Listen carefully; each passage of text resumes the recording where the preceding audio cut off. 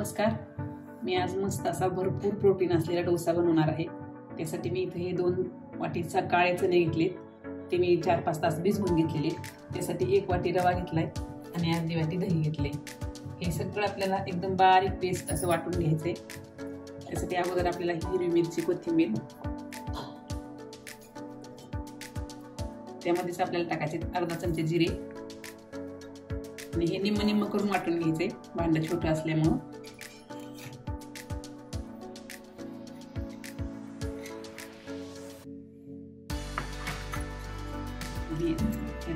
निम्म दही टाकायचं.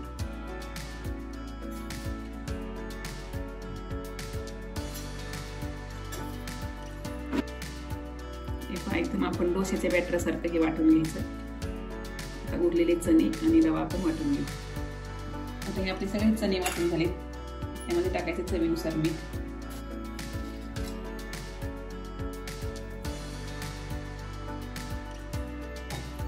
मिश्रण थोडं घट्ट आहे. आपल्याला थोडंसं अजून पाणी टाकून घ्यायचं.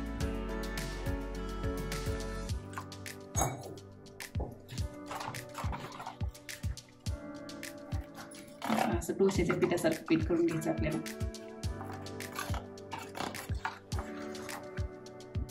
हे आपलं बॅटर तयार आहे. आता आपण याचे मस्त असे डोसे तयार करून घेऊ. डोसा आणखी पौष्टिक बनवण्यासाठी मी इथे थोडंसं पनीर घेतले किसून आणि थोडंसं बीट किसून घेतले आणि थोडी कोथिंबीर घेतली. तवा तापलेला आहे.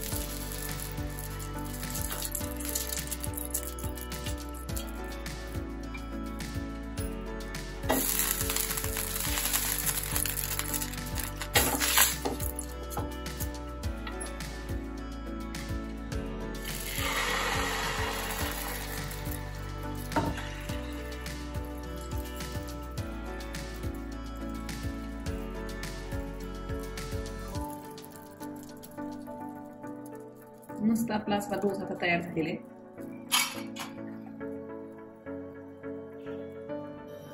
थोडी वरची बाजू सुकल्यानंतर आपण थोडंसं तेल टाकून पलटून घ्यायचं. डोश्याच्या कडा सुटायला लागलेत त्या अगोदर याच्यावर थोडंसं तेल सोडायचं आणि हरभऱ्याचा डोसा असल्यामुळे याच्या दोन्ही पण बाजू भाजून घ्यायच्या.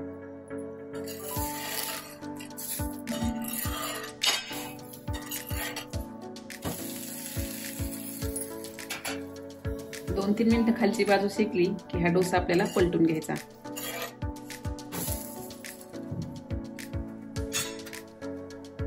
याच्यावरती आपल्याला पनीर टाकून घ्यायचं.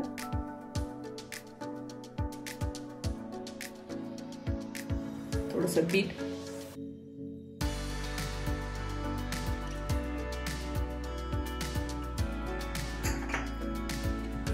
आणि कोथिंबीर. हा डोसा आपल्याला काढून घ्यायचा.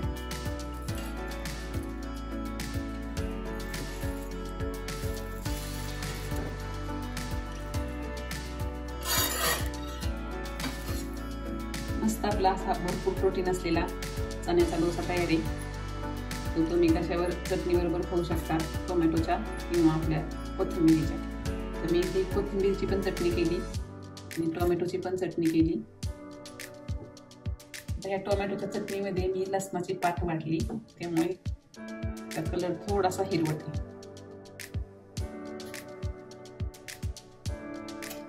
मस्त हा काळ्या चण्याचा डोसा नक्की करून पहा.